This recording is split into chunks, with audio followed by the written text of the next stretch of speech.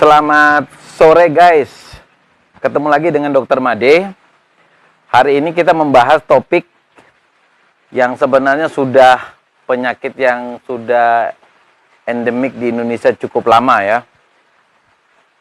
Yaitu penyakit tuberkulosis paru-paru. Penyakit ini sudah ratusan tahun ada di Indonesia.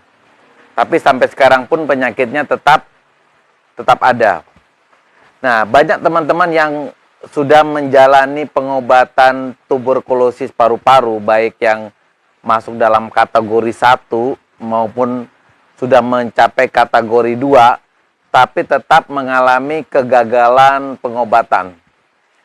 Tuberkulosis paru sendiri merupakan suatu infeksi yang disebabkan oleh kuman yang disebut dengan Mycobacterium tuberculosis. Dia hidup itu di seluruh tubuh kita bisa, di usus bisa, tapi terutama di paru-paru. Keluhannya biasanya sih demam, ya, demam terus-menerus yang berlangsung bisa berbulan-bulan, penurunan berat badan, kemudian pucat, ya, batuk, bahkan bisa menimbulkan batuk darah.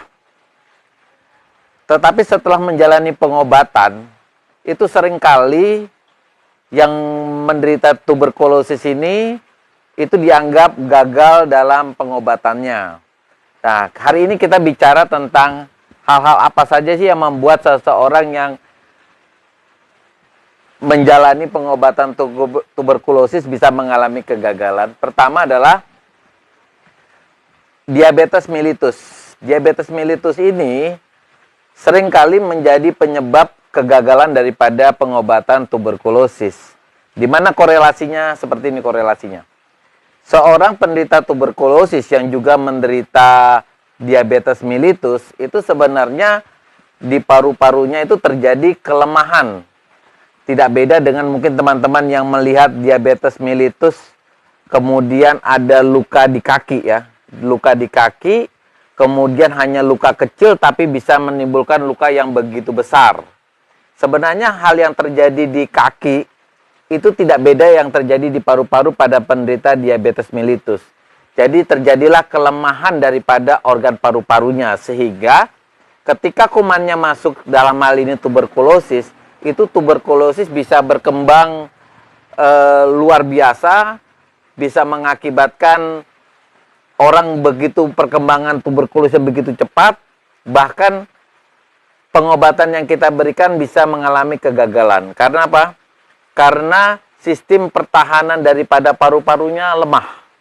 Sehingga ketika seseorang yang menjalani pengobatan diabetes mellitus dan pengobatan tuberkulosis harus sama-sama diutamakan. Jadi seorang penderita tuberkulosis yang mengutamakan pengobatan tuberkulosis yang lalu membiarkan pengendalian gula darahnya tidak baik, itu tetap akan mengakibatkan tuberkulosisnya tidak akan membaik ya. Kemudian faktor kedua, seorang yang menderita penyakit sistem kekebalan imunnya mengalami penurunan. Seperti apa? Seperti HIV. HIV ini virus yang menyerang sistem kekebalan tubuh manusia. Padahal sistem kekebalan tubuh ini diperlukan oleh tubuh ketika dia terinfeksi tuberkulosis. Sehingga teman-teman yang terkena HIV juga terkena tuberkulosis itu segera mendapatkan pengobatan antivirus HIV ya atau ARV. Bersama-samaan dengan pengobatan daripada tuberkulosis supaya sistem pertahanan tubuh penderita HIV dan tuberkulosis segera naik sehingga bisa melawan bakteri tuberkulosisnya bersama-sama dengan sistem kekebalan tubuhnya dan obat tuberkulosis yang diberikan.